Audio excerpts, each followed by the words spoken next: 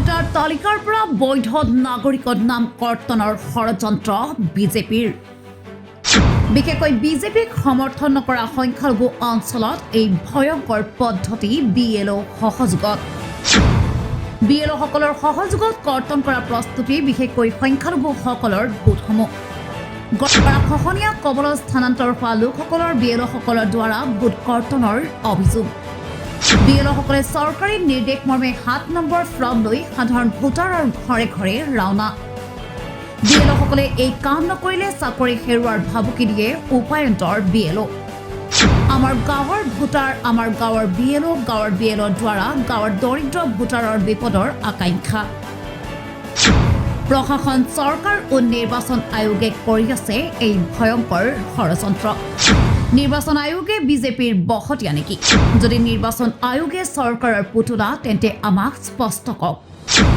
যোৱা ডেলিমিশ্যনত নিৰ্বাচন আয়োগৰ ওপৰত আমাৰ সন্দেহ আছে। ডেলিমিশ্যনৰ সময়ত সম্পূৰ্ণভাৱে নিৰ্বাচন আয়োগে বিজেপি চৰকাৰৰ কথামতে কাম কৰিছে। নিৰ্বাচন আয়োগে যদি সম্ভৱ মোক নটিচ দি তেওঁলোকে মোক তলব কৰক। আজি আপোনালোকে বৈধ নাগৰিকৰ নাম কৰ্তন কৰিব আৰু আমি সোধাই বহি থাকিম নেকি? নিৰ্বাচন আয়োগে চৰকাৰৰ শ্ৰুতলিপি কাম কৰে নেকি? সম্পূৰ্ণ তথ্যসহ বাতৰি চাবলৈ হ'লে ভিডিঅ'টো এটা লাইক কৰি এটা শ্বেয়াৰ কৰক। নতুন নতুন তথ্যসহ বাতৰি চাবলৈ চেনেলটো ফ'ল' কৰি দিয়ক। যদি নিৰ্বাচন আয়োগে চৰকাৰী গোলাম নহয় তেন্তে আমাক জবৰদস্তি কিয় 7 নম্বৰ ফৰ্ম ফিল-আপ কৰাইছে? 7 নম্বৰ ফৰ্মৰ উদ্দেশ্য হ'ল মৃত্যু হোৱা বা কোনোবাই স্থানান্তৰ হোৱা বা ভাৰতীয় লোক নহয়। এই ষড়যন্ত্ৰ বন্ধ কৰক, নহ'লে AIUDF দল ৰাজপথত নামিবলৈ বাধ্য হ'ব। ইমান দিন ভোট আছিলে, কিন্তু এতিয়া স্পেচিয়েল ডিভিজন আনি ভোট কৰ্তন কৰা যদি সঁচা তেন্তে বিজেপি ভোট চোৰ কথাষাৰো সঁচা হ'ব। খঙত অগ্নি শৰ্মা AIUDFৰ বিধায়ক আশ্ৰাফুল হুছেইন। শুনো আহক বিধায়ক আশ্ৰাফুল হুছেইনৰ কেইবাটাও বিস্ফোৰক মন্তব্য। News desk report N8 Assam. আমি কাৰ্যক্ষেত্ৰত যিখিনি দেখিছো BLOসকলক, ছুপাৰভাইজাৰসকলক বা পাব্লিকক 7 নম্বৰ ফৰ্ম টুচি দি থকা হৈছে। কিয় 7 নম্বৰ ফৰ্ম দিব লাগিব? এই ফৰ্ম বাতিলৰ ফৰ্ম, এই ফৰ্ম আপত্তিৰ ফৰ্ম। আপুনি BLOসকলৰ জৰিয়তে আপত্তি কৰাব। আমাৰ গাঁৱৰে BLO, আমাৰ গাঁৱৰে মানুহ, আমাৰ নিজৰ মানুহৰ জৰিয়তে আপত্তি কৰাব কাৰোবাৰ বিৰুদ্ধে, এই কথা হ'ব নোৱাৰে। আপোনালোকৰ যদি কাৰোবাৰ নাম স্থানান্তৰিত কৰিবই লাগে 8 নম্বৰ ফিল-আপ কৰিবলৈ সুযোগ দিয়ক। 8 নম্বৰ ফিল-আপ কৰি তেওঁ ক'ত যাব বিচাৰে, ক'ত আছে তাতে যাওকগে, আমাৰ কথা নাই। আজি কোনোবাই বিবাহ হৈছে, বিবাহ হ'লে আজিৰ সময়ত কি হৈছে, বিবাহৰ মুছলিম মেৰিজ এক্টখন বৰ্তমান ওলমি আছে, যাৰ কাৰণে বিয়াৰ প্ৰমাণ পত্ৰও নহয়। গাঁওবুঢ়াসকলৰ চাৰ্টিফিকেট, অমুকৰ চাৰ্টিফিকেট, তমুকৰ চাৰ্টিফিকেট গোটাবলৈতো মানুহক সময় লাগিব। আপুনি যদি সেইজনী ছোৱালী, সেইজনী বোৱাৰীৰ যদি নামটো কাটি দিয়ে তো ক'ত গৈ নাম তুলিব? ইমান দিনতো নামটো আছিল, আজি হঠাৎকে আপুনি এই স্পেচিয়েল ডিভিজন আনি ভোট কাটাৰ যন্ত্ৰ হিচাপে যদি স্পেচিয়েল ডিভিজনক আৰম্ভ কৰিছে, তেতিয়াহ'লে আপোনালোক যে ভোট চোৰ বুলি অভিযোগ উঠিছে সেই অভিযোগ সত্য হ'ব।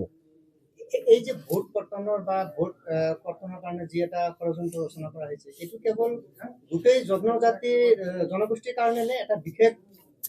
চাওক, অসমৰ ৰাজনীতিত এই ভোটাৰ তালিকাত দিশ বহুৱা, ভোটাৰ তালিকাৰ পৰা নাম কৰ্তন কৰা, ভোটাৰ তালিকাৰ লম্বা লাইনত বাচ্চা পৰ্যন্ত জন্ম দিয়া, এইবিলাক কেৱল আৰু কেৱল অসমৰ সংখ্যালঘু মানুহক যন্ত্ৰণা দিয়াৰ কাৰণে বিগত সময়ত কৰিছে। আৰু এইবেলিও দেখা গৈছে যে বিজেপিক বিৰুদ্ধাচৰণ কৰা মানুহকো এই ধৰণৰ হলঠেকত পলাব বিচৰা হৈছে বা এটা বাৰৰ কাৰণে তেওঁলোকক ভোট কৰ্তন কৰিব বিচাৰিছে। আন ক'ৰবাত তেনেকুৱা অভিযোগ উঠিছে, যিখিনি অনা অসমীয়া মানুহ বা যিখিনি বিজেপিৰ ভোট বেংক হিচাপে চিহ্নিত হ'ব, সেইখিনি মানুহক বা বিজেপিৰ ভোট বেংক যিসকলক ক'ব পাৰি তেওঁলোকৰ নাম আকৌ ক'ৰবাত সোমাই দিব। এই ধৰণৰ নহ'ব। যিসকল বৈধ ভাৰতীয় এই ঠাইত বসবাস কৰে, যিসকলৰ নাম দেশৰ যিকোনো কোনো এটা তালিকাত হ'লেও থাকিব লাগিব, সেই ব্যৱস্থাটো কৰিব লাগে। আমাৰ দাবী অতি সুস্পষ্ট, 7 নম্বৰ ফৰ্ম ফিল-আপ কৰিবলৈ আপোনালোকে জবৰদস্তি নকৰিব। যদি কাৰোবাৰ স্থানান্তৰ কৰিব লাগে 8 নম্বৰ ফৰ্ম ফিল-আপ কৰক, আমাৰ আপত্তি নাথাকিব। নিৰ্বাচন আয়োগে কৰিছে নে নিৰ্বাচন আয়োগৰ ওপৰত চৰকাৰী পক্ষৰ এটা হেঁচা প্ৰয়োগ কৰা হৈছে? এইটো স্পষ্ট, এই কাৰ্যক্ৰমণিকা নিৰ্বাচন আয়োগৰ দ্বাৰা পৰিচালিত হয়। যিসকল BLO আছে, ছুপাৰভাইজাৰ আছে বা যিসকল ৰেজিষ্টাৰ অফিচাৰ আছে, গোটেইখিনি চৰকাৰী বিষয়া। দেখা গৈছে যে নিৰ্বাচন আয়োগক বিজেপি নেতৃত্বাধীন চৰকাৰখনে ব্যৱহাৰ কৰিছে। ইতিমধ্যে আপোনালোকে ভিডিঅ' কনফাৰেন্স শুনিছে, লিক হৈছে বা তাতে কথা হৈছে, বিজেপিৰ সভাপতিয়ে কয় 10,000কে সমষ্টিৰ প্ৰতি মানুহৰ নাম কাটিব লাগে। চাওক, তেওঁলোকৰ বিৰোধী মানুহৰ নাম কাটিব লাগে। চাওক, মুখ্যমন্ত্ৰীয়ে কয় যে নামটো কাটা যাবই। চাওক, এই কথা বতৰাবিলাকৰ পৰা আমাৰ সন্দেহ ঘনীভূত হৈছে, স্পষ্ট হৈছে, আৰু যাৰ কাৰণে আমি নিৰ্বাচন আয়োগকো প্ৰশ্নৰ সন্মুখীন কৰিছো যে আপোনালোকে আচলতে ভোট কাটাৰ মেচিন হিচাপে অৱতীৰ্ণ হ'ব বিচাৰিছে নে বৈধ ভাৰতীয় নাগৰিকৰ নাম ভোটাৰ তালিকাত যিকোনো এঠাইত হ'লেও থকাটো বিচাৰিছে। যদি আপোনালোকে যিকোনো ঠাইত থকাটো বিচাৰিছে তেনেহ'লে মানুহক ৭ নম্বৰ ফৰ্ম ফিল-আপৰ নামত, অৰ্থাৎ তেওঁলোকৰ নাম চিৰতৰে কাটি দিয়াৰ নামত এই ধৰণৰ বলপূৰ্বক বা হেঁচা প্ৰয়োগ নকৰিব। যদি কাৰোবাৰ স্থানান্তৰ কৰিব লাগে তেনেহ'লে ৮ নম্বৰ ফিল আপ কৰক, তাতে আমাৰ আপত্তি নাই, কিন্তু ৭ নম্বৰৰ জৰিয়তে ভোট কাটি দিয়াটো কোনো পধ্যেই নচলিব। আৰু যদি এয়া হয়, এয়া দলে ডাঙৰতকৈ ডাঙৰ, বৃহৎতকৈ বৃহৎ গণতান্ত্ৰিক আন্দোলন হাতত ল'ব।